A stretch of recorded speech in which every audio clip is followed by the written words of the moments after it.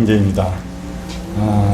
교회 가면 너무나 작은 자인데 전 전화가 와서 굉장히 놀랬고, 이런 작은 자, 좀 어린 자예요.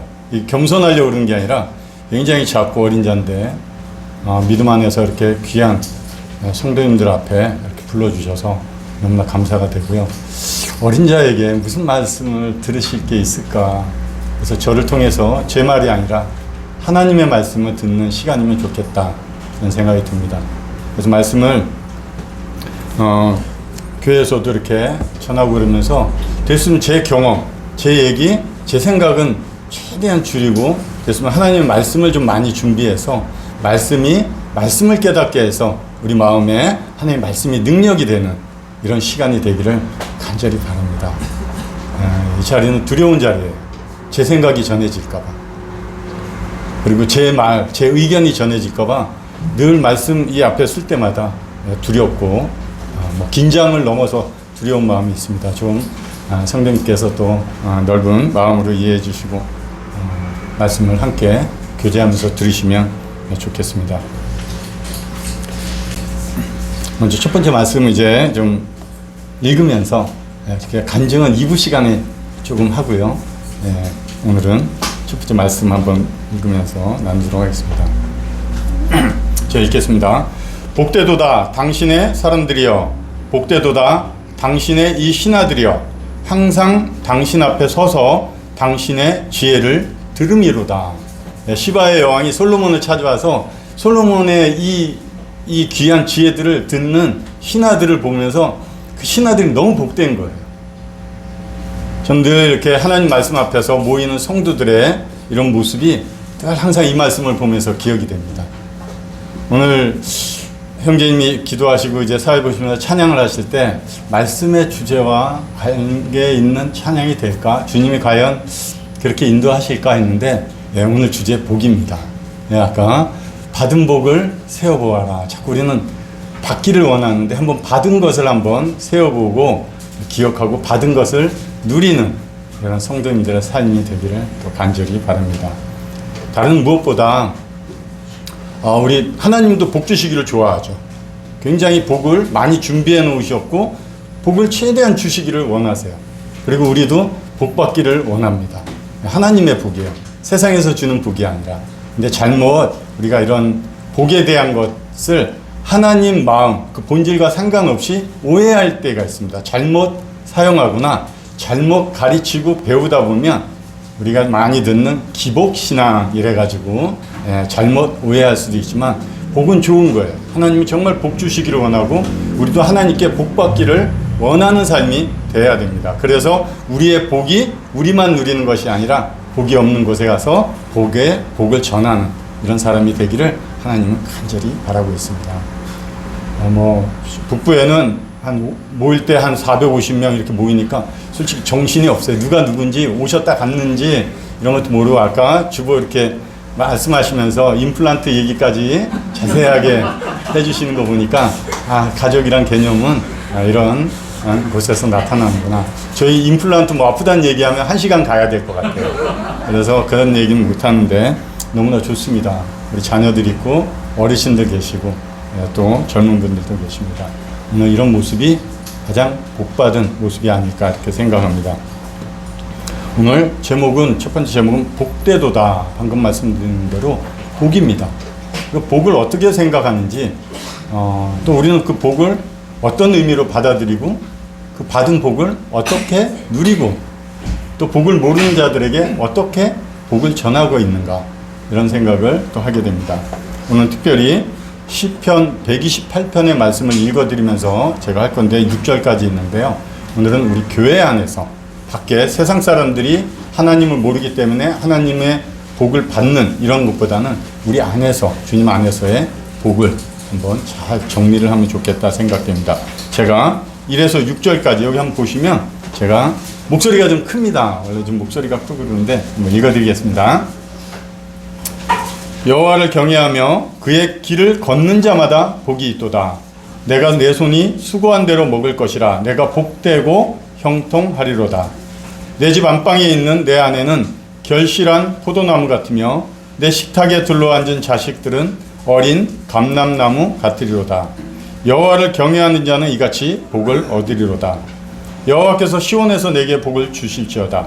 너는 평생에 예루살렘의 번영을 보며 내 자식의 자식을 볼지어다. 이스라엘에게 평강이 있을지어다. 하나님께서 오늘 시편 128편, 저도 전화를 받고 어떤 말씀을 준비할까 했는데 우연히 제가 딱 2015년도에 수요 집회 때 이 말씀을 한 영상을 다시 보게 됐는데, 그래서 다시 한번 정리를, 또 시간이 흘렀으니까 정리를 하면 좋겠다 생각했습니다. 1절 한번 보면서 말씀을 교제하도록 하겠습니다. 여호와를 경외하며 그의 길을 걷는 자마다 복이 있도다. 우리 경외한다는 말씀은 많이 사용하고 있습니다. 우리 안에서, 그리고 성경에서도 경외라는 단어를 많이 사용하고 있습니다. 하나님과 관계된 단어입니다. 이 경외라는 단어 아시더라도 제가 또 한번 설명을 드리겠습니다. 공경 또는 존경하는 마음과 두려운 마음을 가지고 있다, 이런 뜻입니다. 내가 하나님을 경외한다 그러면 하나님을 무서워하는 것을 넘어서 그분의 무서움은 두려움, 공포가 아니라 존경하고 공경하는 마음에서 나오는 두려움을 가지고 있는 것입니다. 우리 자녀들이 아버지를 공경합니다. 그렇기 때문에 아버지를 두려워합니다. 그런 마음이 경외하는 마음입니다. 이것을 경외하는 마음이 마음에만 있지 않고 그것을 외적인 삶의 행위들이 나타날 때마다 그것을 우리는 경건한 삶이다, 이렇게 표현을 합니다. 그래서 경건의 뜻은 많은 분들이 이렇게 성경의 경건과 연관된 삶의 모습들을 성경에 기록된 것을 많이 얘기합니다. 그러나 그 다양한 모습보다도 원 뜻의 의미는 저는 이렇게 배웠습니다. 하나님의 시선 아래 머무른다. 이게 경건한 삶입니다. 늘 하나님의 시선 아래 머물다 보니까 두렵죠. 그러나 그분의 보호하심이 있기 때문에 내가 그분을 기쁘게 하고 싶은 마음이 드는 거예요. 여기 우리 자녀들, 청년들 이렇게 있고 그러지만 만약 어떤 높으신 분이 나와 함께 한 달 동안 먹고 자고 계속 쫓아다닌다 그러면 삶의 행동이 조금 바뀔 거예요. 귀찮을 수도 있어요. 신경이 많이 쓰이고. 그러나 그분이 정말 내가 사랑하고 존경하는 분이라면 또한 마음이 다를 겁니다. 같이 다니면서 어떻게 하면 이분을 좀 더 기쁘게 좋은 것을 해드리고 좋은 음식도 또 좋은 곳에 모시고 갈까 하는 마음도 드는 것이 경건의 삶입니다. 우리 삶의 경건의 삶을, 경외함을 가진 자들의 삶의 모습으로 보시고 그것으로 끝내지 않고 그의 길을 걷는 자가 복이 있다. 복을 받기 위해서 우리가 이렇게 경건한 삶을 살고 그의 길을 걷는 것이 아니라 복 받은 자들의 삶이 이와 같다고 말씀하고 있습니다. 내가 복을 받았어요? 그럼 하나님 경외합니다. 내가 하나님 경외하나요? 그럼 하나님을 경건한 삶을 통해서 그 모습을 증거한다는 거예요. 그의 길을 걷는다는 것은, 길은 성경에서 나올 때마다 길 말씀하실 때 삶의 방식입니다. 내가 곧 길이라고 할 때 사람들은 자기의 길을 걸어가고 있어요. 하나님과 아무 상관없는 길을 가고 있습니다. 내가 계획한 길, 내가 원하는 길, 내 삶의 방식, 내 가치관을 쫓아서 하나님을 버리고 살아가던 자가 이제 하나님의 길을 갑니다. 내 삶의 계획들, 방식들, 가치들을 내려놓고 이제 그 하나님만을 쫓아가는, 따라가는 그 길을 걷는 것이 복된 삶이다. 왜? 내가 그렇게 가고 싶어도 갈 수가 없어요. 어떤 분들은 구원받고 싶어요. 예수님과 함께 하고 싶어요. 말은 그렇게 해도 실상으로 예수님이 그것을 주시지 않으면 받을 수가 없는 거예요. 복 있는 자들은 삶이 이와 같다고 성경 128편 1절은 이렇게 말씀합니다. 각기 제 길로 가던 양들이었죠, 저희가. 이사야의 말씀처럼 53편처럼 각기 제 길로 가던 양이 복음을 이렇게 또 전하고 교제하다 보면 자신들이 하나님께로부터 잃어버린 양인 것을 인식을 해요. 그런데 왜 예수님 찾지 않냐 이렇게 보면 내가 지금 잠시 예수님 버리고 푸른 초원에서 잠시 방황하면서 풀 뜯고 있는 자신의 모습을 연상합니다. 제가 얘기해요. 당신 지금 사망의 음침한 골짜기 가운데 있는 양이라. 착각의 죄에서 빠져나오셔야 된다. 그럼 이런 사망의 음침한 골짜기에 있는 이 양을 찾아오신 목자, 우리가 그분의 길을 간다는 것은 내가 그분과 손잡고 갈 수도 있지만 목자가 양을 찾으면 그 양을 어깨에 메고 자신의 길로 갑니다. 그게 그분의 길을 가는 거예요. 우리가 그분의 손을 잡고 그분을 쫓아가기보다는 이제 우리의 삶의 길은 목자의 어깨에 메어서 목자의 길을 가는 것이 우리가 그분의 길을 가는 것입니다. 그게 복된 삶입니다. 이제 주제 방금 말씀과 연관된 말씀들을 좀 하겠습니다. 우스 땅에 욥이라 이름하는 사람이 있었는데 그 사람은 순전하고 정직하여 하나님을 경외하며 악에서 떠난 자더라. 하나님을 두려워하는 욥의 이런 모습입니다. 하나님이 복되다고 선언하는 이 우리 믿음 생활, 신앙 생활이라고 그러죠. 신을 앙망하는 이런 신앙 생활은 우리의 감정, 지식을 넘어서는 거예요. 욥은 악에서 떠나요. 실천적인 삶을 살아가요. 많은 분들이 나는 이제 예수 그리스도의 피로 구원받았고 그래서 어떠한 죄를 지어도 나는 용서받은 자예요. 틀린 말 아니에요. 맞아요. 그러나 그것을 나를 위해서 이용을 하면 하나님의 뜻과는 멀어진 삶을 살아갑니다. 하나님 그래 이런 나를 용서하셨지 하고 하나님 감사합니다 하고 돌아가서 똑같은 일을 또 반복합니다. 그러고 와가지고 또 하나님 앞에 또 그런 말씀을 통해서 자신이 위로받는 거예요. 하나님 그렇게 말씀하지 않으시죠. 우리가 내가 하나님 경외합니까? 그럼 하나님 싫어하는 것에서 떠나려는 의지, 실천이 필요하다는 거예요. 감정으로만 하나님 감사합니다 하지 마시고 우리는 욥처럼 하나님의 싫어하는 것으로부터 그 자리를 떠날 필요가 있다고 말씀합니다. 고넬료에 대한 이야기인데요. 그가 경건하여 온 지방과 더불어 하나님을 경외하며 백성을 많이 구제하고 하나님께 항상 기도하더니 그가 고넬료죠. 하나님의 앞에 경건한 삶을 살았습니다. 그럼 그 마음속에 하나님을 경외하는 마음이 있었다는 거예요. 그런데 그가 경건한 삶이 그의 삶으로 끝나지 않고 그 집안 모든 가족과 함께하는 사람들이 하나님을 경외하더라는 거예요. 내 한 사람의 삶이 나로 끝나지 않고 주변 가족들뿐만 아니라 주변 친구들, 내가 직장에 있으면 직장 사람들에게까지 하나님을 경외하는 복의 소통이 되더라는 거예요. 복의 통로가 되더라는 거예요. 그들이 그러면 고넬료만 그렇지 않습니다. 이 모든 가족이 백성을 많이 구제했다. 함께 하는 이 모습, 한 사람의 경건이 이와 같이 모든 가족이 주변 백성들, 지역 사회의 사람들에게 하나님의 사랑과 은혜가 넘쳐 흘러가게 실천적으로 행동하더라는 거예요. 그것만 됐나요? 하나님께 항상 기도했다. 즉 하나님을 경외하고 경건한 삶을 사는 사람은 주변 사람들과도 관계가 좋습니다. 또 하나님과 항상 관계가 좋더라는 거예요. 어떤 분이 십자가를 그렇게 설명을 하셨는데 수직과 수평과 맞는 것 같아요. 우리 사람은 그리스도인 사람이 그리스도인으로 불리는 사람들은 이런 삶을 살아야 돼요. 나는 그렇게 살 수 없을 것 같아요. 나는 그렇게 살 수 없어요. 내 안에 성령이 계시기 때문에 그렇게 살아갈 수 있는 능력이 있습니다. 성령을 의지하시면 되더라고요. 그런 삶이 이와 같이 하나님의 역사에도 내 삶이 기록되기를 바랍니다. 이와 같이 그들이 여호와도 경외하고 또한 어디서부터 옮겨왔든지 그 민족의 풍속대로 자기의 신들도 섬겼더라. 우리 여호와만 경배하는 자들입니다. 그렇죠? 여호와만 예배하고 여호와만 믿는 자들이에요. 그런데 어떻게 됐는지 하나님이 말씀합니다. 이스라엘 백성들한테 여호와도 경배합니다. 좀 안 좋은 모습은 양다리 걸치는 거예요. 자기의 신들도 섬겼다. 한 명이 아닌 것 같아요. 하나가 아닌 것 같아요. 신이 다양하게 있는 것 같습니다. 이건 자녀들 모르는 사람, 하나님 잘 모른다 이러기보다는 하나님 잘 알아요. 여호와를 경배합니다. 하나님을 경외하는 삶을 삽니다. 그리고 내가 자기들의 신, 즉 저는 이걸 보면서 가장 큰 신은 나구나. 나. 하나님이 나의 주인이시고 하나님만 경배받으시고 하나님을 예배하는 자의 삶으로 살아간다고 하면서 또 문득 내가 주인된 자리에서 내가 원하는 계획대로 세우고 하나님께는 보고만 하고 하나님의 뜻을 구하기보다는 다 준비해놓고 하나님 저 이렇게 할게요. 허가해 주세요. 하는 모습으로 살아가는 것이 가장 큰 우상이라고 생각됩니다.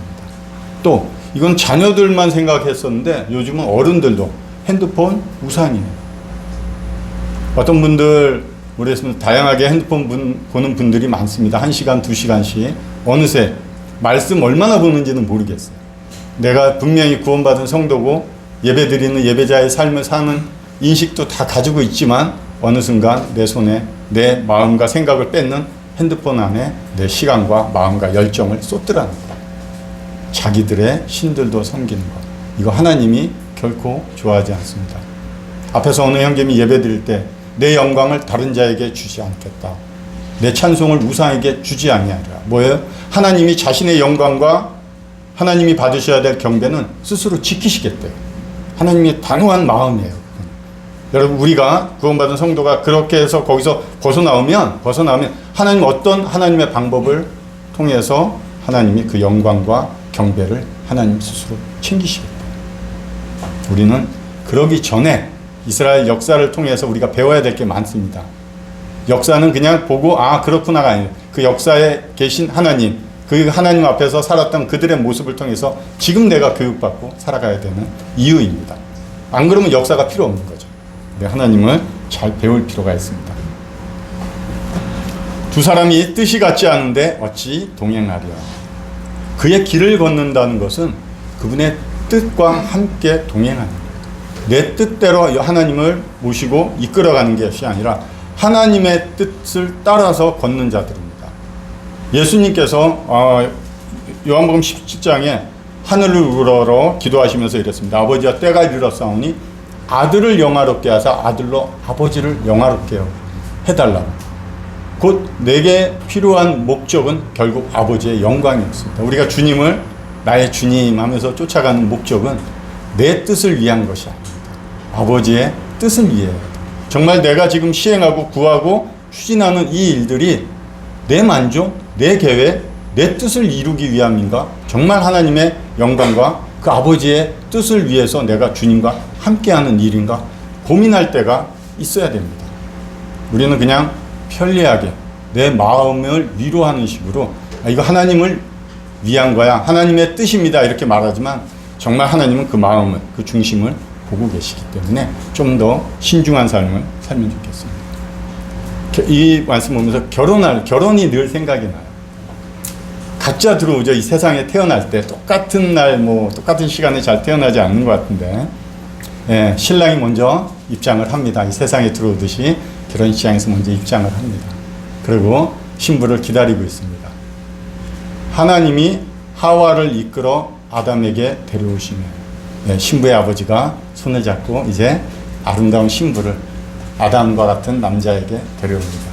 그리고 두 분이 이제 주례 앞에서 말씀도 듣고 다 하고 결국 팔짱을 끼고 같은 방향을 보면서 마주보는 게 아니죠. 그렇죠? 같은 방향을 보면서 같은 뜻을 품고 걸어가는 것이 동행하는 것입니다.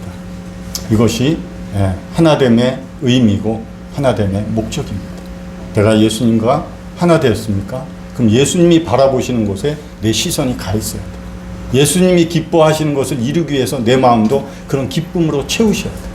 예수님이 싫어하는 것을 내가 하고 있다면 정말 두려워해야 돼요. 왜? 그 예수님이 마음 상해하시고 힘들어하시고 아파하시니까. 무서운 것을 떠나서 내가 사랑하면 그분이 바라보는 것 나도 바라보고 같은 길을 동행하는 것이 우리가 그분의 길을 걷는 것이다. 우리가 잘 아는 시편 2편 말씀이 있습니다. 복 있는 사람은 원래 들어가면 복되도다. 우리가 복받은 자들에게 얘기하는 거예요. 복받기 위한 것이 아니라 복받은 자들에게 얘기합니다. 악인의 꾀를 따르지 아니하며 죄인의 길에 서지 아니하며 오만한 자들의 자리에 앉지 아니하고 오직 여호와의 율법을 즐거워하여 그의 율법을 주야로 묵상하는도다. 복된 자들은 악인, 세상의 이론과 가치대로 살아가는 자예요. 하나님의 말씀하고는 거리가 먼 거예요. 전혀 듣지 않습니다. 내 삶의 기준이 어디 있습니까? 세상 철학, 세상에 요구하는 배운 가치와 기준에 내 삶을 결정하고 있는 이런 자들의 조언, 꾀를 따르지만 카운셀러, 조언해준다. 그들의 조언은 우리는 하나님의 말씀 안에서 우리의 삶의 방식과 그리고 문제를 해결해 가야 돼요. 하나님 말씀은 마스터 키예요. 모든 문제를 다 해결해 줄 수 있는 말씀은 하나님 말씀뿐이에요. 그런데 우리가 그렇지 않은, 하나님이 전혀 모르고 세상적 가치와 기준으로 살아가는 사람들의 조언을 듣는다? 그러지 말라는 거예요. 그럼 복이, 받은 복도 날아간다. 좀 신중하면 좋겠고요. 죄인은 어떻습니까? 목적에서 떠나서 자기의 길을 걸어가는 자죠. 그런 자들과 길을 동행한다는 것은 결국 내가 하나님을 믿는다고 하지만 삶의 방식은 누구를 따라가는 거예요? 하나님을 믿지 않는 자들의 삶의 방식을 따라가고 있는 것이 그들과 함께 길을 걷는 거예요. 네, 좋은 친구가 있어요. 맞아요. 좋은 친구예요. 그러나 결정적인 어떤 순간에는 분명히 얘기를 해주던 내가 결정해야 될 이유가 분명히 이 말씀에서 있을 겁니다. 오만한 자들, 조금 쉽게 하면 그냥 교만한 자들이에요. 이 교만한 자들의 자리에 앉지 아니한다. 자리에 앉아서 일을 도모하지 말라는 거예요. 내 삶의 일을 도모하지 말라는 거예요. 이들의 앉아있는 자리는 어디예요? 하나님 위치에 올라와 있어요. 아담과 하와가 다른 얘기도 들었지만 너가 하나님처럼 될 거래요. 지금 많은 사람들이 왜 하나님 찾지 않아요? 그때부터 듣고 내려온 사람들의 마음의 위치가 어디 정도에 올라가 있냐면 하나님 위치에 있어요. 그러니까 하나님 찾을 이유가 없어요. 왜? 내가 조금만 신경 쓰고 내가 가지고 노력한 걸로 다 해결될 수 있다고 생각해요. 그렇기 때문에 하나님 찾지 않습니다. 오만한 자들의 자리에 앉는다는 것은 그들과 함께 내가 하나님 위치에 앉는다. 우리의 위치가 어딘가요? 우리의 위치가 예수님의 위치는 제자들의 발을 씻기는 데까지 낮아지셨어요. 그게 겸손이라고 그러더라고요. 그 위치까지 가야지 예수님 만날 수 있습니다. 예수님과 동행하는 길이에요. 나는 할 수 없어요. 그러나 예수님이 하셨기 때문에, 그리고 예수님이 의지하셨던 성령이 내 안에 계시기 때문에 우리는 할 수 있다는 거예요. 할 수 있기 때문에 보여주시고 본이 되었다고 직접 말씀을 해주세요. 따라하라고. 많은 사람들이 예수님 만나고도 싶어 합니다. 그런데 어디 머물러 있어요? 저 밑에 내려가기는 싫은 거예요. 약간 위에 있어요. 아무리 찾아다녀도 예수님 만날 수 없어요. 나는 2층에서 예수님 찾고 있어요. 예수님 어디 계세요? 지하에서 제자들의 발을 씻기고 있는 그 위치에 계세요. 그러니까 예수님 못 만납니다.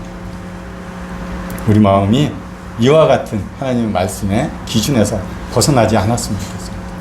오래된 말씀 그렇지 않습니다. 지금 나에게 말씀하시는 생생한 살아있는 말씀입니다.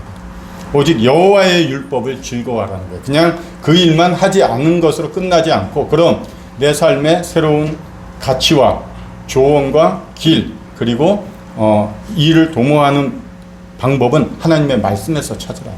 주야로 율법을 묵상하라. 묵상, 여기 제가 영어로 메디션 이렇게 써놨는데 약이라는 단어가 메디슨, 약, 그렇죠? 맞나요? 같은 어원에서 나왔다고 그러더라고요. 그래서 묵상이라는 것은 약을 우리가 먹으면 그것이 바로 배설되거나 이러면 효과가 없죠. 그것이 몸에 녹아서 마디와 신경 같은데 잘 녹아서 전해졌을 때 그 약이 작용해서 내 몸에 좋은 이로운 것들을 이룬 것처럼 여기서도 말씀이 그냥 읽고 지식에 남겨두지 말고 충분히 묵상함으로써 내 삶에, 내 영혼에, 그리고 내 온 마디와 신경에 이 하나님의 말씀이 골고루 퍼져가야 된다. 왜 그러냐면 우리 죄가 우리 마디, 뼈 속, 우리 온 신경에 다 퍼져 있어요. 죄도 굉장히 무섭습니다. 가만히 그냥 있으면 죄가 끌어당깁니다. 죄의 중력이 굉장히 강해요. 비행기가 그 무거운 몇백 킬로나 되는 비행기가 뜨잖아요. 중력이 없는 게 아니에요. 중력이 있습니다. 그리스도인들의 삶도 여전히 죄의 중력이 여러분들을 끌어당기고 있습니다. 그러나 비행기처럼 뜰 수 있는 건 성령의 힘이 있기 때문에 뜰 수 있다는 거예요. 성령을 의지하면 뜨더라고요. 그래서 묵상한다. 이것은 굉장히 좋은 것 같습니다. 그냥 읽고 큐티하고 끝내지 말고, 우리 학생들에게도 그런 얘기 자주 해주는데, 그냥 읽고 큐티해오는 것 숙제처럼 여기지 말라고요. 항상 우리 학생들이 숙제하는 것으로 익숙해져 있어서 구원이나 뭐 성경 말씀에 대한 이런 부분을 숙제하는 것처럼 여겨요. 빨리 이거 끝내고 다른 거 하고 싶어서. 그러지 말라는 거죠. 우리 어른들도 똑같습니다. 묵상하다는 단어를 제가 한번 다른 데서 한번 좀 찾아봤습니다. 한번 어떤 단어인지 우리 성도님들이 한번 찾아보시면 좋겠습니다. 여호와께서 이같이 내게 이르시되, 큰 사자나 젊은 사자가 자기의 먹이를 움키고 으르렁거릴 때 그것을 치려고 여러 목자를 불러왔다 할지라도 그것이 그들의 소리로 말미암아 놀라지 아니할 것이요 그들의 떠들음으로 말미암아 굴복하지 아니할 것이라. 사자가 먹이를 움켜쥐고 있어요. 목자들이 와서 그 사자를 쳐서 쫓아내려고 하는 거예요. 그 사자는 그걸 뺏기지 않으려고 으르렁거리는 거예요. 포효하는 거예요. 절대 안 뺏기니까. 묵상이라는 단어가 있습니다. 이 안에 으르렁거리다. 으르렁거리다. 절대 내가 이 진리를, 이 말씀을, 이 사자에게 이 먹이는 자기의 생명이기도 하지만 자기 새끼들을 먹이는 생명과 같은 먹이에요. 그걸 절대적으로 어떤 존재가 와도 뺏기지 않겠다고 표현하는 거예요. 포효하는 거예요. 그것이 으르렁거리다, 묵상하다. 내 말씀, 오늘 읽은 말씀, 그 한 말씀 붙잡고 오늘 살아가는 힘입니다. 그거 놓치면 죽습니다. 그런 각오가 묵상하다. 우리 교회는 진리의 기둥과 터라고 디모데전서 3장에 나와 있죠. 이 말씀은 우리 교회의 진리의 기둥, 높이에서 모든 자들이 알 수 있게도 하는 것이 교회의 사명입니다. 또 터는 무엇입니까? 우리는 이런 터라고 이렇게 표현할지 모르는데 들어가 보면 방파제예요. 방파제. 교회가 세상으로부터 오는 이 악한 어떤 삶의 방식, 지식, 다양한 세속적인 문화로부터 이 교회의 진리, 복음 이것들을 사수해야 돼요. 우리 바닷가 가보면 파도가 자꾸 밀려옵니다. 방파제를 왜 해놨나요? 이 본토 땅들이 자꾸 휩쓸려서 침식되어 가서 무너질 수 있기 때문에 방파제를 해놓은 겁니다. 나 하나가 아니라 우리 교회가 이 말씀 하나 붙잡고 우리 이 진리의 말씀 끝까지 수호하고 이것이 세속으로부터 조금만 틈을 주면 사단은 금방 들어와요. 교회 안에도. 내 개인적인 삶에도 그렇지만 요 정도쯤은, 그 정도쯤이 교회가 무너지더라고요. 제가 최근에 존 플라이너라는 분인데요. 잘 모르는 분이에요, 저도. 근데 읽어봤어요. 죽은 교회를 부검하다. 회부하는 게 아니라 죽었기 때문에 부검하다 해서 그 부검하는 죽은 교회에 대해서 미국 교회도 많이 무너져 가고 있어요. 좀 이따 한 번 더 말씀드리겠지만 그 안에 문제들이 세속적인 것들이 들어옵니다. 또 여러 문제들을 그분이 교회 컨설팅하는 분인데 교회 무너진 교회의 문제점을 다양하게 알아보고 부검하다 열어서 다 해체해봤더니 나타난 문제점들을 기록한 책입니다. 그런 문제점이 있기 때문에 으르렁거리는 거 여러분의 삶에 반드시 있어야 된다고 생각합니다. 내가 2절 읽겠습니다. 내가 내 손이 수고한 대로 먹을 것이라 내가 복되고 형통하리이다. 우리 수고한 대로 먹는 거 당연한 거 아니에요? 당연해요. 그게 복이에요. 우리에게 일할 것이 있다는 거 저 정말 최근에 알았습니다. 저 오랫동안 직장생활 이러다가 이제 또 보험 쪽에도 한 5년 있다가 이제는 이건 아닌 것 같아 이래가지고 그만두고 한 몇 개월 있으니까 그 일하는 게 얼마나 복인지 절실하게 느껴져요. 주님 아무거나라도 하겠습니다. 주십시오 했더니 교회 바로 옆에 병원에서 어떤 좀 이렇게 몸으로 일하는 것을 좀 하다 보니까 익숙치가 않아서 피곤하기도 하는데 왜 즐거워요? 주님이 주신 곳이니까. 그런 믿음이 있으니까 즐거운 거예요. 남이 한 번 움직여요? 저 3번, 4번 움직입니다. 피곤해도 기쁘니까. 긍정적인 마인드 내가 스스로 하는 게 아니에요. 마음에서 주십니다.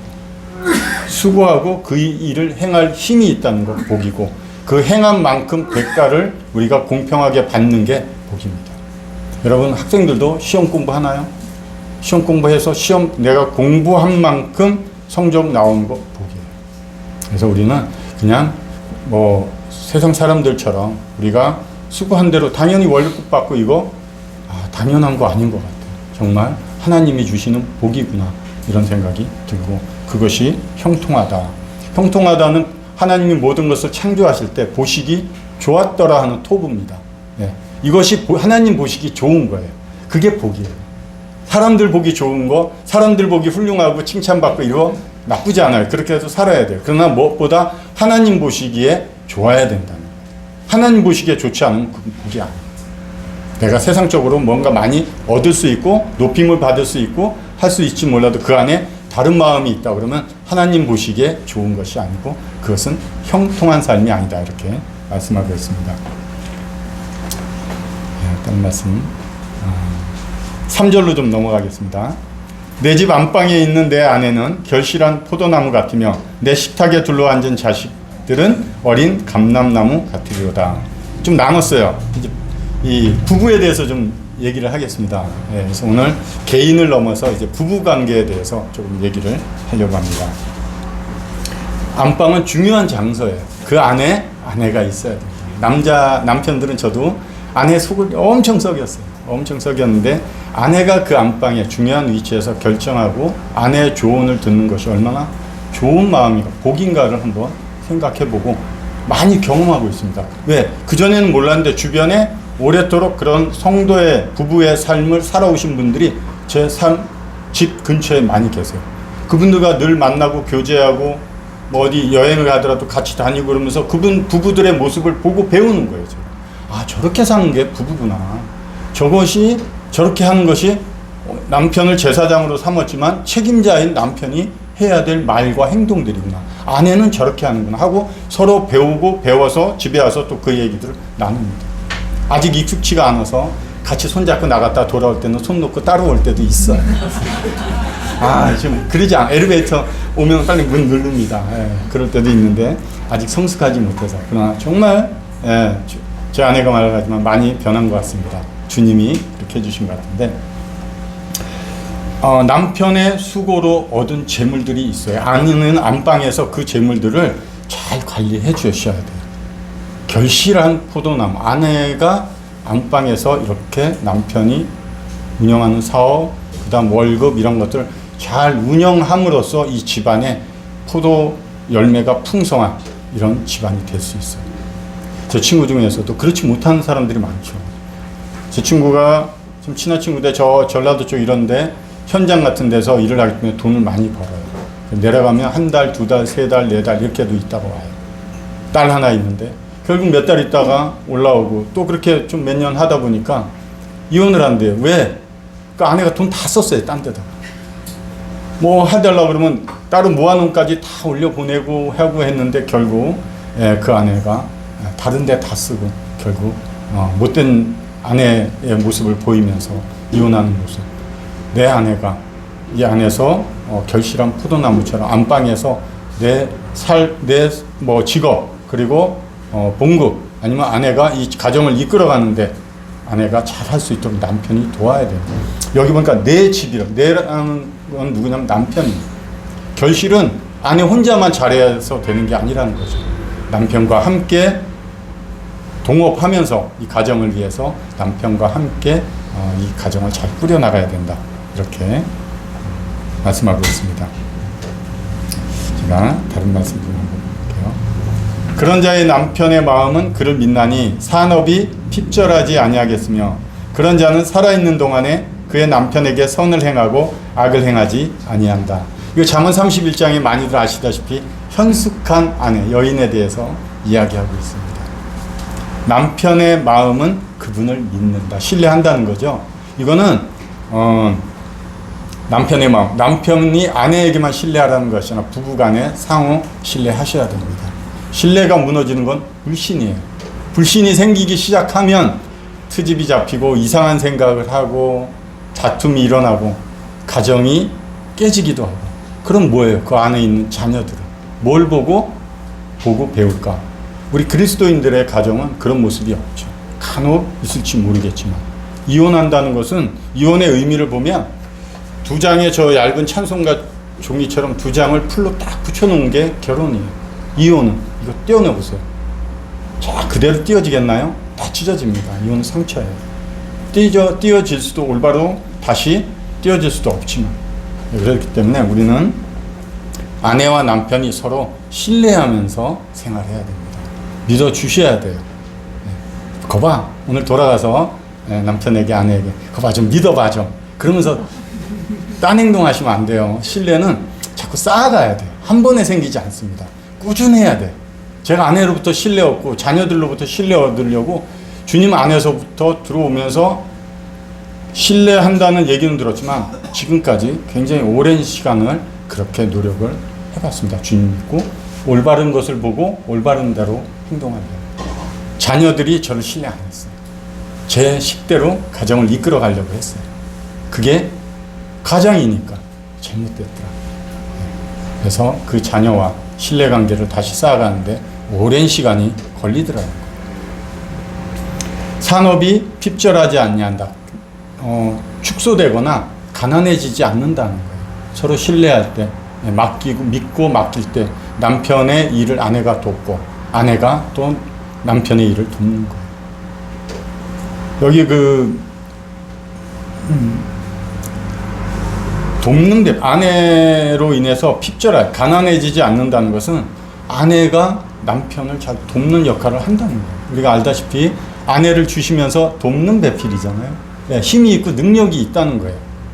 아내에게서. 내가 잘할 것 같은데 전혀 그렇지 않습니다. 요새 이거 이렇게 좀 해. 솔직히 마음으로는 싫은데 따라갑니다. 왜? 그렇게 몇 번 경험해 놓으니까 그게 맞아요. 뭔가 생겨요. 아내가 하려는 말은 저는 좀 자존심도 있고 해서 뭘 저걸 깎아달라고 그래. 그러고 안 하는데 그냥 이제는 나이가 조금 먹어서 사장님 요거 좀 깎아주시면 안 돼요? 흔쾌히 깎아주시더라고요. 거봐 내 말 들으면 손해볼 거 없잖아. 아내분 말 듣고 하면 가난해지지 않습니다. 이상한 논리가 나중에 가정에서 퍼지지 않기를 바랍니다. 선을 행하고 선을 행하라. 좋은 거예요. 즐거운 거라고 단언 그럽니다. 그러면 이익과 번영과 복지가 이루어진다는 거예요. 선한 것을 행하라는 거예요. 악을 행하지 않는다. 제가 이 부부의 모습을 보면서 누가 생각났냐면 욥의 아내가 생각났어요. 욥이 힘들죠. 제가 봐도 정말 욥처럼 이렇게 생각을 하는데 아내의 말을 아시죠? 차라리 하나님을 욕하고 죽어라. 이게 욥의 아내가 남편에게 한 이야기였어요. 과연 이것이 하나님께서 우리에게 주신 좋은 본의 모습은 아닐 거라고 생각합니다. 제가 전에 마틴 루터라는 분의 책을 좀 읽는데 우연히 읽게 된 것은 성경 찬송가의 내주는 강한 성이요. 이 찬송 작가를 했죠. 마틴 루터가 종교개혁을 위해서 95개의 반박문을 벽에 성당에 걸고 그것을 외치고 다닐 때 많은 어려움, 주변의 핍박, 고통을 받았습니다. 나중에는 이제 왕과 교황이 그리고 여러 교황 쪽으로 쏠려 있는 사람들 앞에서 재판을 받게끔 돼 있습니다. 그 날짜가 다가오고 두려웠을 거예요. 왜? 거기서 사형을 언도하면 사형을 받을 수밖에 없으니까. 그렇게 낙심하고 있을 때 하루 나갔다가 외출했다가 집에 들어가니까 아내가 하얀 소복을 입고 있었다고 합니다. 아니 누가 죽었어? 죽었지요. 아니 누가 죽었어? 하나님이 죽었습니다. 아니 그게 무슨 말이냐? 하나님이 왜 죽냐고? 어떻게 죽냐고? 맞습니다. 그러면 하나님이 죽지 않았는데 당신이 왜 이렇게 낙심하고 두려워하고 있느냐고. 그 말 아내의 말에 이 사람이 다시 용기를 얻어서 그 법정에 당당히 가면서 내주는 강한 성이요 하면서 작사를 했더라는 거예요. 그 가사가 듣고 나서 가사를 볼 때마다 마음이 뭉클한 거예요. 그래서 아내와 이런 얘기를 하면서 내가 부족할 때 짜증내고 힘내지 말고 도와달라고. 예전에 이런 얘기도 안 했지만 일부러 얘기합니다. 아내가 고마워해요. 그런 얘기를 하면.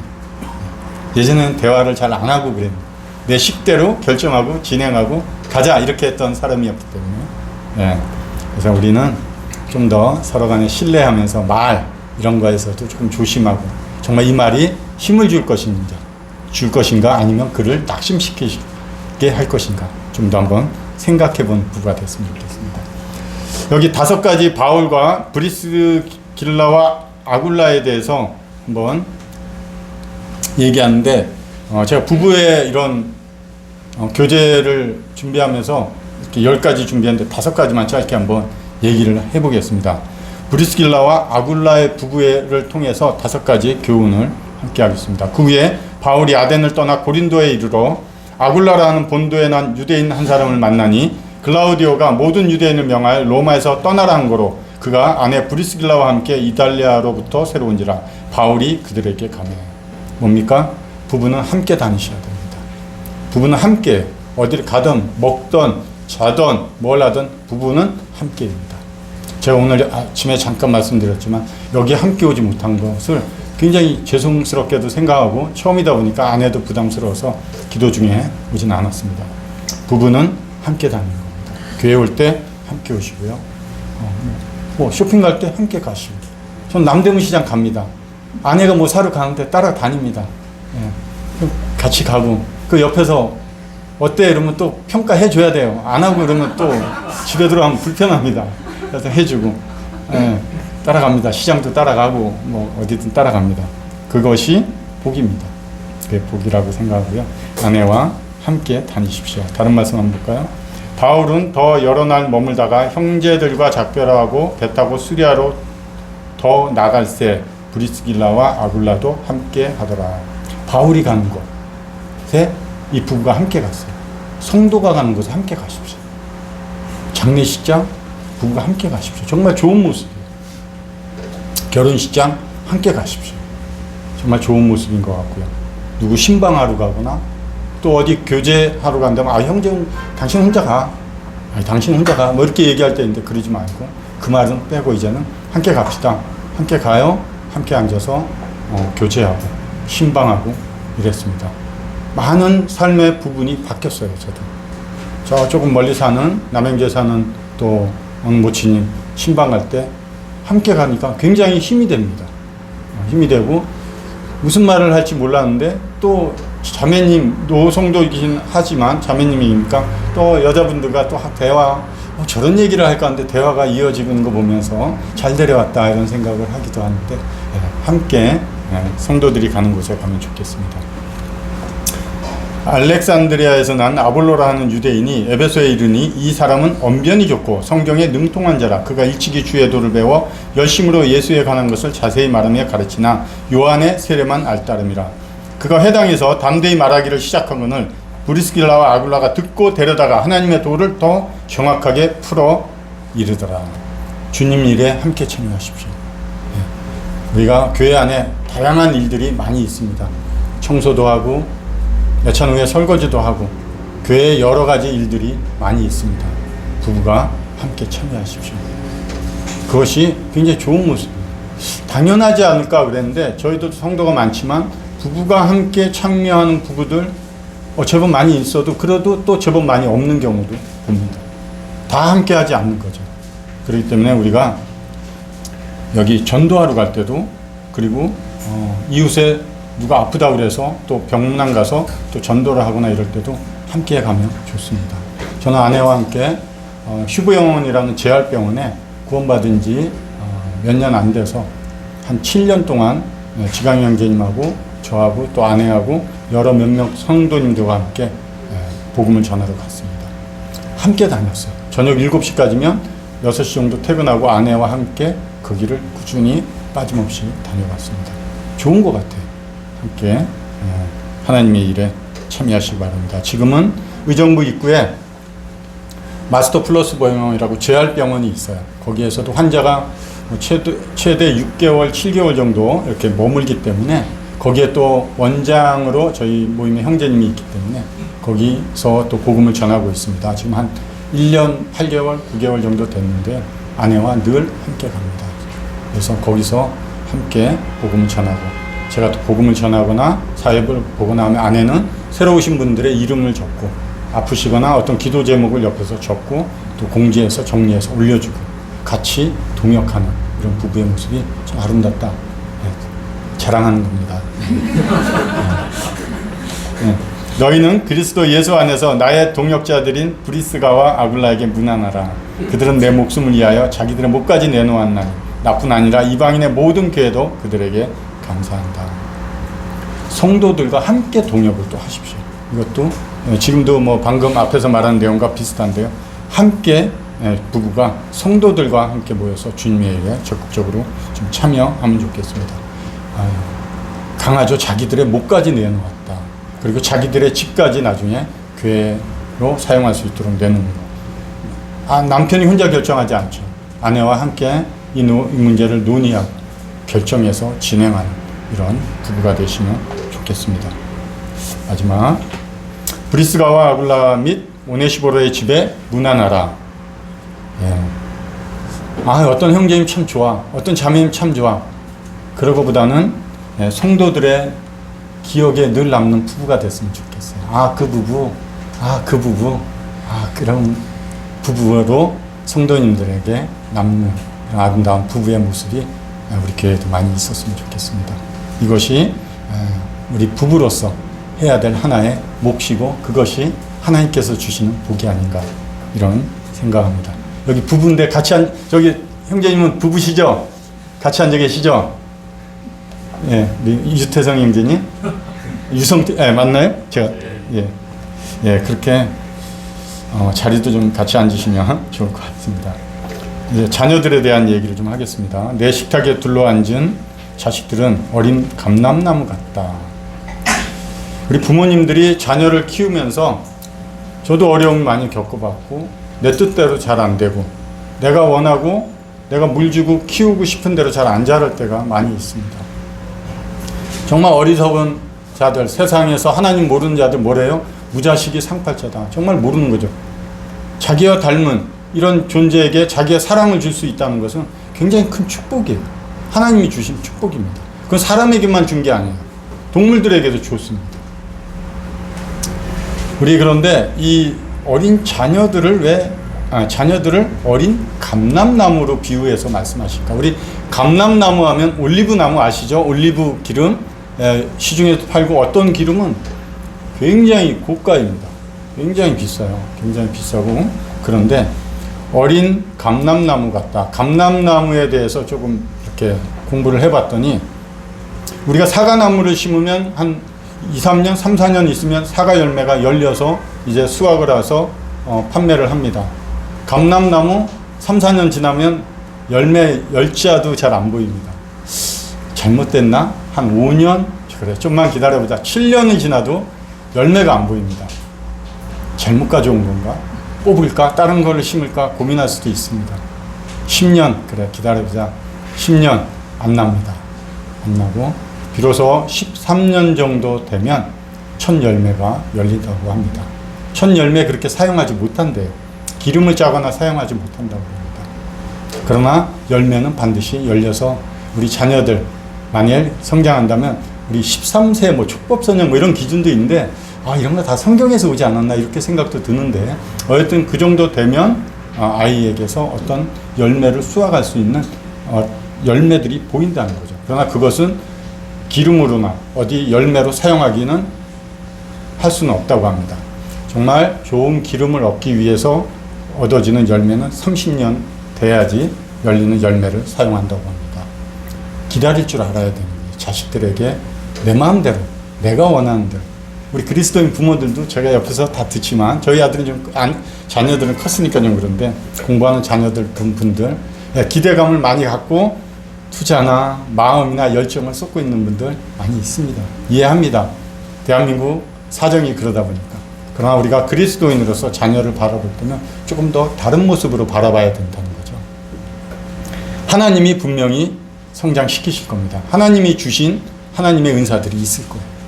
우리는 우리가 필요한 의사가 돼야지.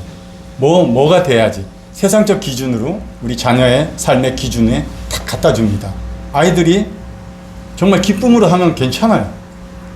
어떤 유명한 저 이름은 생각이 안 나는데 미국에 살다 온 분이 그 아내가 남편은 돌아가시고 박사인데 아내가 한국 교회 큰 대형 교회 온누리 이런 데 다니면서 간증을 하셨는데 자녀들이 6명인데 오바마 있을 때 뭐 차관보, 하버드 위생대 학장, 뭐 의사, 변호사 이래가지고 6명이 다 성공을 우리가 얘기하는 성공을 했어요.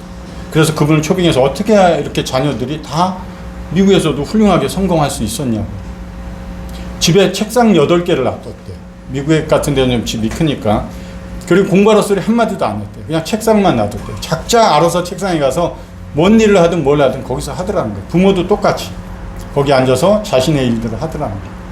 그게 교육의 첫걸음이었다는 거죠. 그리고 부모들이 그 자녀 의사가 된 자녀에게 인터뷰를 한 내용을 들어봤을 때는 왜 의사가 됐습니까? 우리는 많은 분들이 한국에는 의사 그러면 어떤 성공의 기준에 올라가는 이런 기준점을 가지고 있습니다. 아빠가 어릴 때부터 보육원, 노인분들 계시는데 많이 데리고 가서 봉사를 하는데 따라다녔고 데리고 다니더라는 거예요. 매주에. 그럴 때 정말 저분들을 돕기 위해서 내가 뭐가 돼야 될까? 의사가 되고 싶었다는 거예요. 그래서 의사가 됐다는 거예요. 그 동기가 다르죠. 우리 자녀들이 하나님께서 보여주시는 비전 아래서 우리 자녀들이 꿈을 꿔야 돼요. 내가 주는 비전, 부모니까 당연히 바라는 것도 있고 더 삶을 살아왔기 때문에 좋은 걸 줄 수 있어요. 알려줄 수 있어요. 그러나 그 아이가 선택의 기로에 섰을 때 하나님을 의지하도록 도와주셔야 되는 게 부모의 역할이다, 이런 생각을 합니다. 요건 좀 넘어가겠습니다. 타조는 즐거이 날개를 치나 학의 깃털과 날개를 갖겠느냐. 그것이 알을 땅에 버려두어 흙에 더워지게 하고 밭에 깨어질 것이나 발에 깨어질 것이나 들짐승에게 밟힐 것을 생각하지 아니하니 이는 하나님이 지혜를 베풀지 아니하셨고 총명을 주지 아니함이라. 그러나 그것이 몸을 떨쳐 뛰어나갈 때에는 말과 그 위에 탄 자를 우습게 여기는다. 타조, 우리 동물원에 가서 어린 학생들이든 어른들 다 보셨습니다. 볼품도 없죠. 이게 샌지, 날개가 있다 보니까 샌지, 저 퍼덕거리는 게 날고 싶어서 저렇게 퍼덕거리는 건지, 가만 보면 날 수도 없는 날개를 갖고 있는 저 타조. 하나님이 타조에 대한 이야기를 사람들에게 해주셨어요. 타조 알이 왜 망치로 깨도 한 번에 잘 안 깨지는가, 이제 이해를 했어요. 왜? 타조는 땅에 버려두니까, 아무데나 알을 낳으니까. 다른 것들이 짓밟고 지나가면서 이런 주변 상황에 의해서 깨지면 안 되니까 하나님이 이렇게 딱딱하게 만들어 주셨구나. 타조가 지혜가 없고 미련하니까 하나님이 이렇게 만들어 주셨구나. 하나님이 지혜를 안 주셨대요. 베풀지 않았대요. 타조는 그냥 미련해요. 깃털 아무리 퍼덕퍼덕거려도 학의 깃털처럼 아름다운 모습은 없다는 거예요. 그러나 여기 써 있지만 그가 몸을 떨쳐서 달리 나갈 때는 말과 말탄 자를 우습게 여긴다. 뭐예요? 그보다 더 빠르다는 거예요. 타조에게 뭘 줬어요? 달리는 재능 주셨어요. 내 자녀에게 어떤 재능을 주셨다고 생각하십니까? 내가 주는 재능이 아니라 하나님이 주신 재능이 분명히 있어요. 어릴 때부터 보시면 돼요. 그것을 어릴 때부터 또 얘기하면 어떤 원하는 것, 가치를 심어주지 마시고 하나님이 어떤 것을 원하는지, 하나님이 이 아이에게 어떤 재능을 주셨는지 아이에게 그런 비전을 조금씩 가르쳐주면 좋겠다 생각이 됩니다. 장차는 백성이나 제사장이나 동일함이라. 내가 그들의 행실대로 벌하며 그들의 행위대로 갚으리라. 우리가 거룩한 삶, 거룩하게 살아가는 것, 그리스도인의 삶의 가장 최고의 가치입니다. 최고의 기준점이에요. 완벽하죠. 완벽한 기준점을 하나님이 주셨어요. 완벽하게 살아가라. 결코 80%, 90% 우리가 완벽하지 못하는데 어떻게 완벽하게 살아가요? 그러니까 80%, 90% 그렇게 기준 안 주십니다. 하나님은 완전한 기준을 주세요. 우리의 거룩은 어디서부터 나타나야 될까요? 우리 가정에서부터 우리의 거룩이 나타나야 돼요. 우리 부모님들의 거룩한 삶을 통해서 우리 자녀들이 거룩이 뭔지를 보고 배우는 거예요. 교회 와서 또 성경을 읽고 큐티하면서 거룩은 이런 뜻이구나, 구별되어 있구나, 그래서 내가 저들로부터 구별되어서 살아가야지, 이렇게 지혜로 배울 수 있지만, 그런데 우리 부모님 저렇게 사는 거구나, 저게 거룩이구나. 우리 부모님 보니까 어떤 어려움이 있고 힘든데 우리 부모님은 늘 같이 마주 앉아서 기도하고, 저게 거룩이구나, 저게 경건이구나, 우리 부모님들은 저렇게 하는구나. 그럼 그 자식들 어렵고 힘들 때 어떻게 해요? 골방에 가서 기도합니다. 어떤 문제를 해결할 때 즉시적으로 그 문제에 답을 내지 않고 성경을 찾아가면서 의논하면서, 그래 말씀이 이러니까 우리가 이렇게 해야 되지 않겠어? 하고 말씀의 기준에서 그 논의하고 결정하는 부모님들의 모습을 보면 우리 자녀들 나중에 어떤 결정을 할 때 어디서 결정하는 계기가 될까요? 성경 말씀 안에서 결정할 수 있을 겁니다. 이게 부모님들이 가르쳐줘야 돼요. 그러나 그렇지 않다면 우리 자녀들은 다른 것을 통해서 배울 겁니다. 삶에 살아가는 방식을 한번 볼까요?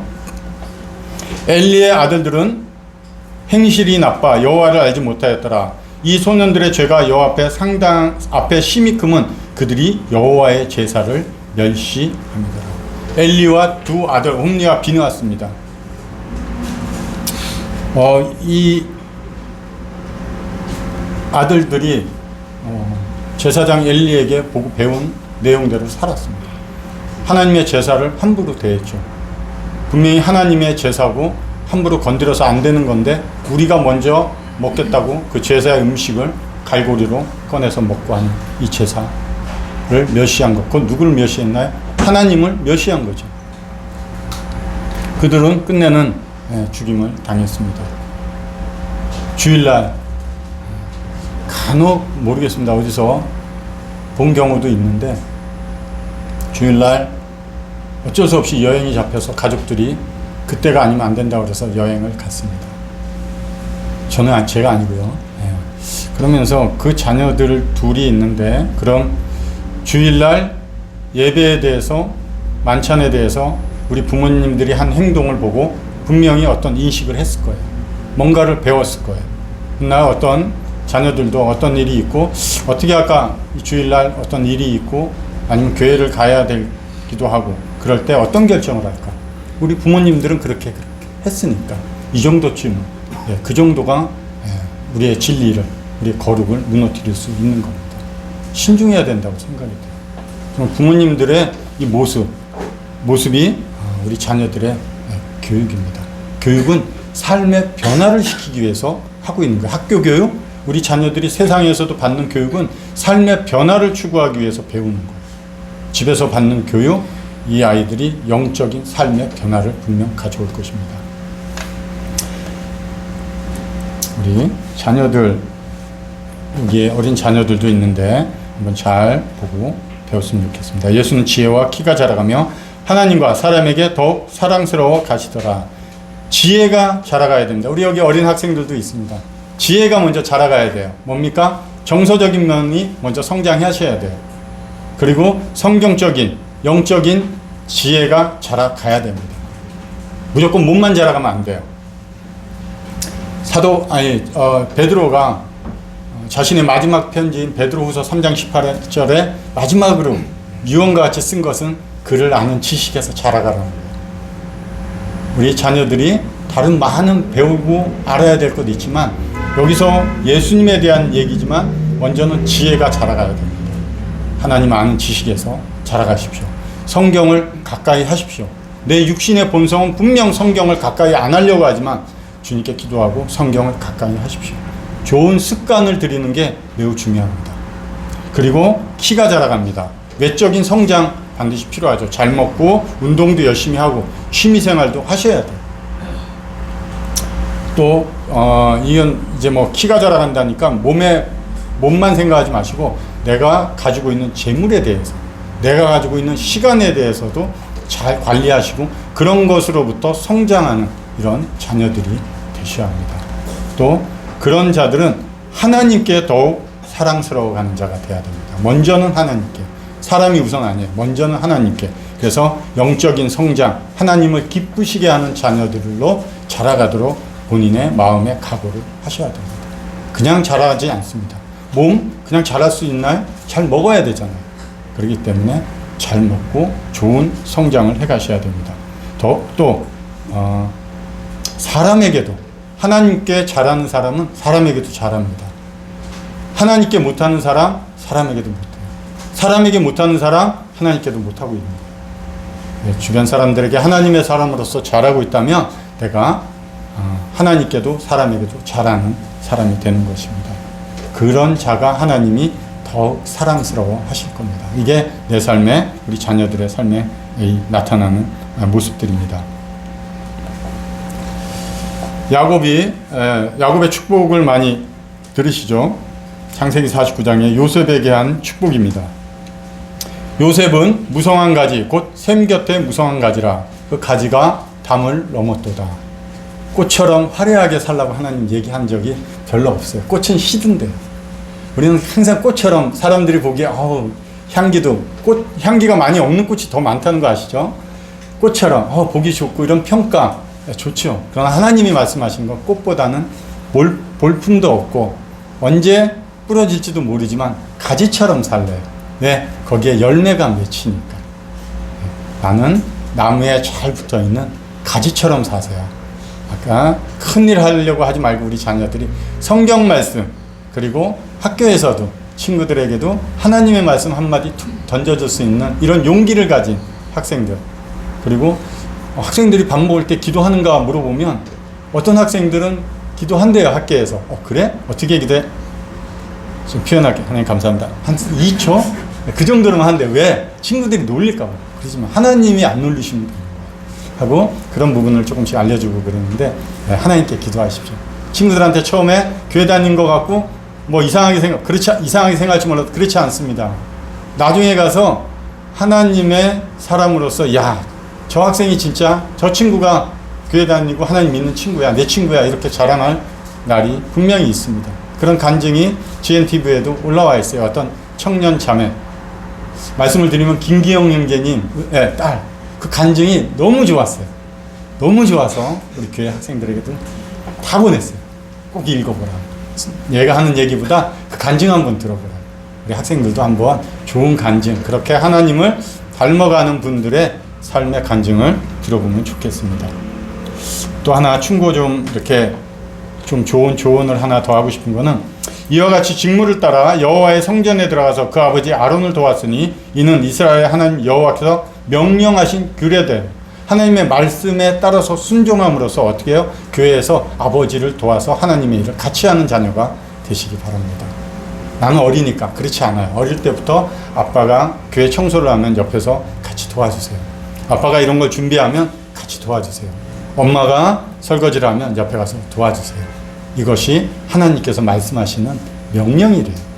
그걸 따르는 거예요. 명령은 듣고 내가 선택하고 안 하고의 문제가 아닙니다. 규례는 지키라고 주신 거예요. 우리 자녀들이 조금 귀찮을 수도 있어요. 하나님이 나를 귀찮게 자꾸 이런 것 저런 것 하라고 얘기할 수도 있어요.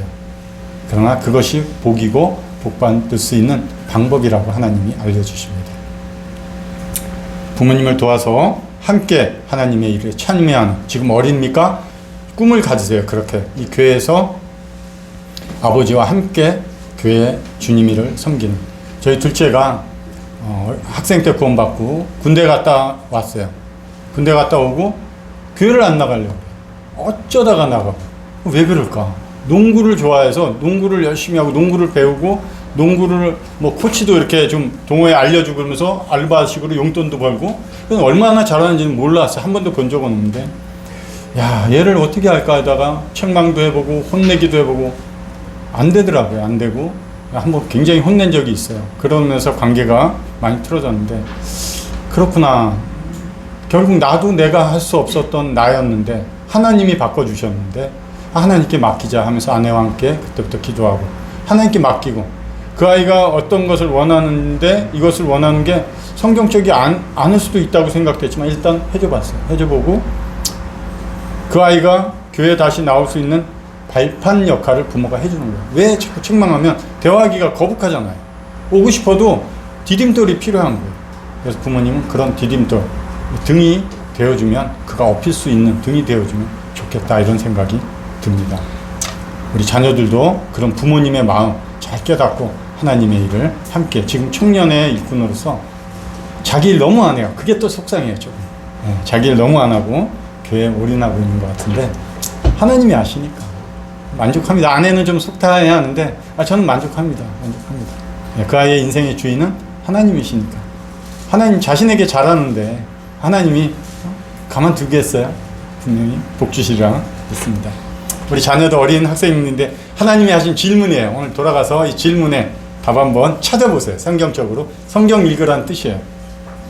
여기에 비에게 아버지가 있느냐? 있을 방울은 누가 낳았느냐? 하나님이 우리 학생들에게 하는 질문입니다.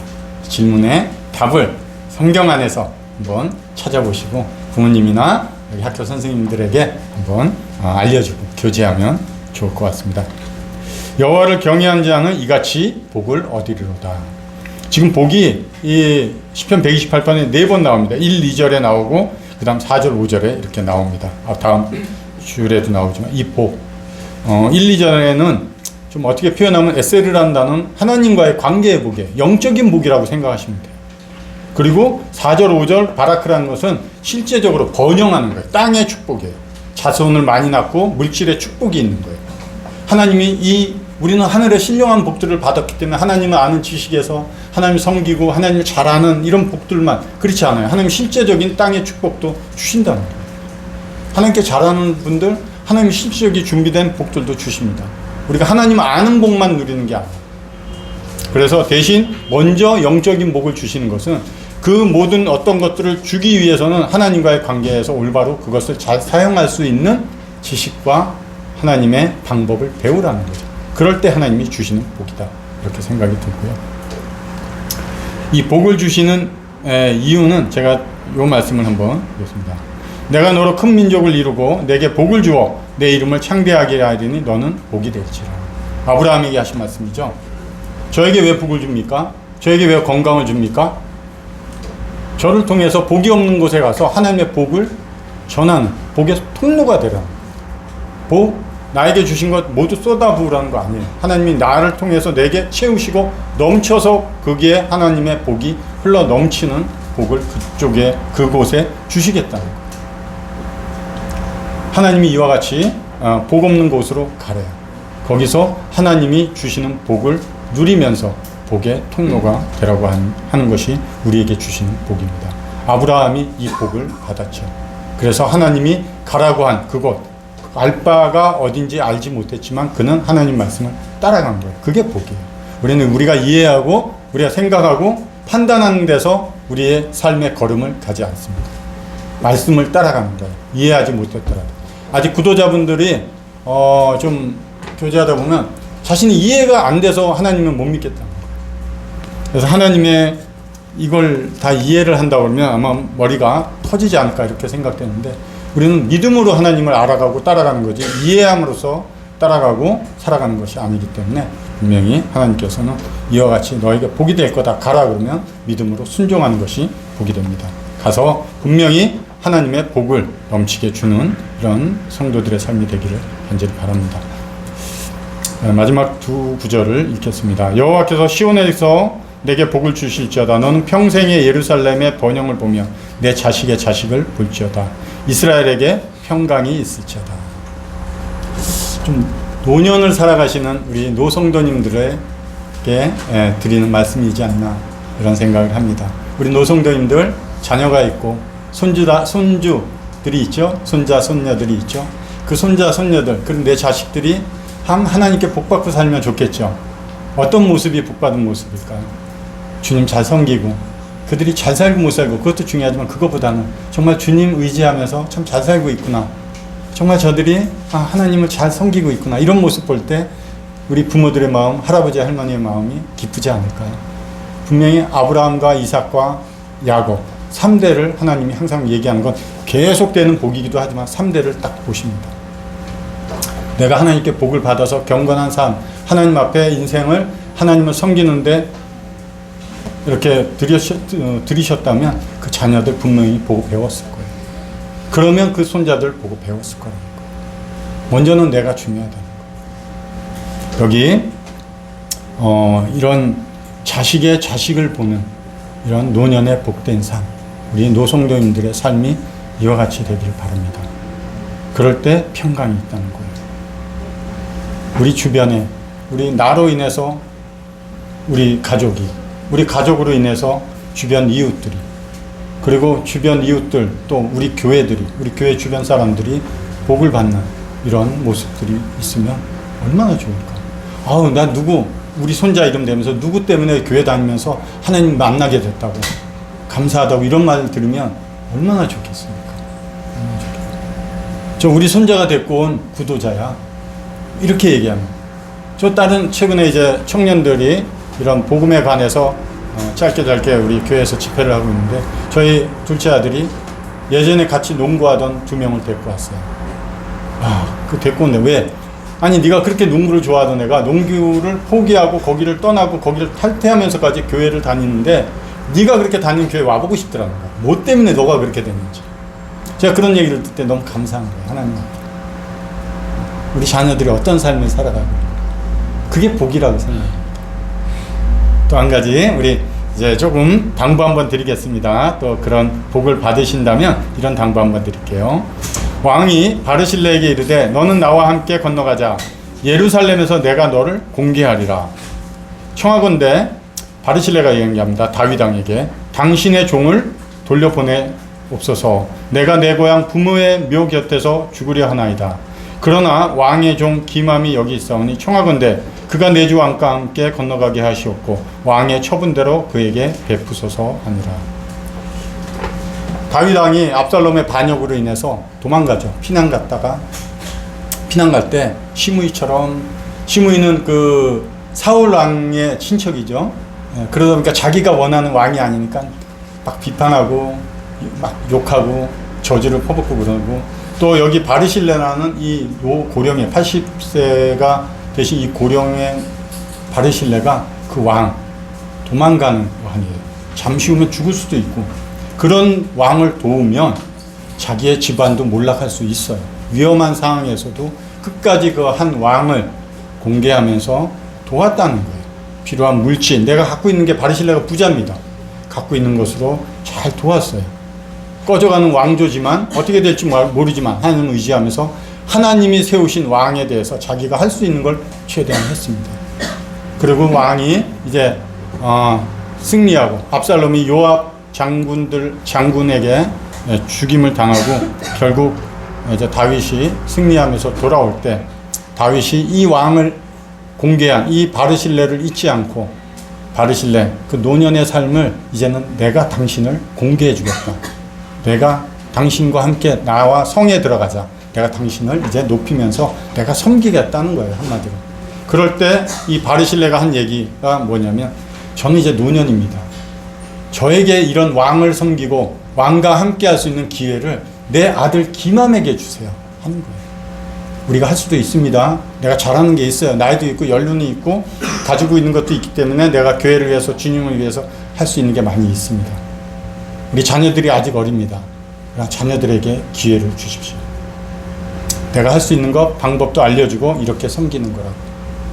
또 물질도 주면서 도와주면서 그렇게 해보라고. 다음 세대에게 기회를 주는 이런 부모의 세대가, 우리 노년의 세대가 되면 얼마나 이것이 아름다운 모습, 가정의 모습, 교회의 모습이 아닐까. 믿음의 세대가 믿음의 다음 세대, 우리 믿음의 다음 세대가 믿음의 다른 세대가 될 수 있어요. 정말 중요합니다. 작은 것 하나가 다음과 다른 것을 바꿉니다. 제가 얼마 전에 그런 말씀을 전하면서 우리 사도 바울이 달려갈 길을 마쳤다. 믿음의 경주예요. 자신의 삶을 믿음의 경주로 얘기하면서 달려갈 길을 마쳤다. 결코 소풍 나오지 않았다는 것. 우리의 삶은 안주하고 뭔가 내가 하고 싶을 때 하고, 내가 가고 싶을 때 가고, 내가 주고 싶을 때 주는 것이 아니었다는 거죠. 그의 삶은 달려갔다는 거예요. 믿음의 경주를 마칠 그때 우리는 사도 바울처럼 자기 앞에 예수 그리스도께서 준비하신 면류관이 있기 때문에 그것을 바라보고 달려갔다는 거예요. 우리는 달려가는 것을 생각하면서 사도 바울이 그렇게 달려갔던 그 믿음의 경주에 그 달려오면서 바통을 그 다음 세대에게 넘겨주었습니다. 그 진리를 지키고 복음을 전하는 그런 달려갈 길을 또 다음 세대에게 넘겨줬고, 그 믿음의 바통이 저에게까지 왔어요. 저도 제 자녀에게 그 믿음의 바통을 넘겨주고 있는 시점입니다. 계주 경기는 여러 명이서 하지만 잘 달리는 것만 좋은 게 아니에요. 우리가 알다시피 계주 경기 하는 사람들은 달리기도 열심히 연습하지만 바통 넘겨주는 연습을 굉장히 중요시합니다. 떨어뜨리면 끝이거든요. 꼴찌가 아니라 그냥 그 경기는 패배예요. 우리 믿음의 바통 이거 잘 넘겨주셔야 돼요. 정말 내가 열심히 하는 거 좋아요. 그러나 다음 세대가 이걸 잘 이어받는데 교회와 우리 어르신들과 또 영적 아버지들이 반드시 해야 될 일이라고 생각이 듭니다. 마지막 말씀, 제가 시간을 많이 썼네요. 시계를 안 갖고 와서 제가 시간을 못 보고 있습니다. 죄송합니다. 마지막 말씀 하나 하고 하겠습니다. 제가 참 구원받을 때 주님께서 주신 좋은 말씀인데요. 예루살렘에 평안을 주십니다. 우리 교회, 나에게, 가족에게 평안을 주십니다. 평안을 너에게 주노니 곧 나의 평안을 너에게 주노라. 내가 너에게 주는 것은 세상이 주는 것 같지 아니하니라. 너희는 마음에 근심하지 말고 두려워하지도 말라. 평안, 두 가지 평안이 있죠. 예수님이 주는 평안이 있고 세상이 주는 평안이 있습니다. 예수님이 주는 평안, 그리고 세상이 주는 평안. 이 평안을 당시 로마 시대 때 팍스 로마나입니다. 팍스 로마나, 조건적 평안이에요. 로마의 평화가 이렇게 외쳤습니다. 당시에도 로마의 평화가 있을지어다 하면서 로마의 평화가 하면서 팍스 로마를 외치는 경우가 자주 없었어요. 뭡니까? 네 가지 조건이 돼야지만 평화라고 인정을 합니다. 당시에 로마에서 팍스 로마나를 외칠 수 있는 것은 정치적으로 안정되어 있어야 돼요. 나라가. 그리고 경제적으로도 안정되어 있어야 돼요. 내 삶이, 내 가정이. 또 민족 간에, 주변 사람들과에도 안정이 돼 있어야 돼요. 왜냐하면 그때는 로마에 다양한 로마를 통해서 간다고 했기 때문에 로마에 다양한 문화, 다양한 민족들이 들어와 있었기 때문에 민족 간의 갈등, 다툼이 굉장히 많았어요. 그것에 평화가 있어야 되는 겁니다. 나에게, 우리 가족에게. 그리고 전쟁이 없어야 됩니다. 이것이 로마의 안정을 주었다고 하는 평화예요. 팍스 로마입니다. 그러나 죄송합니다.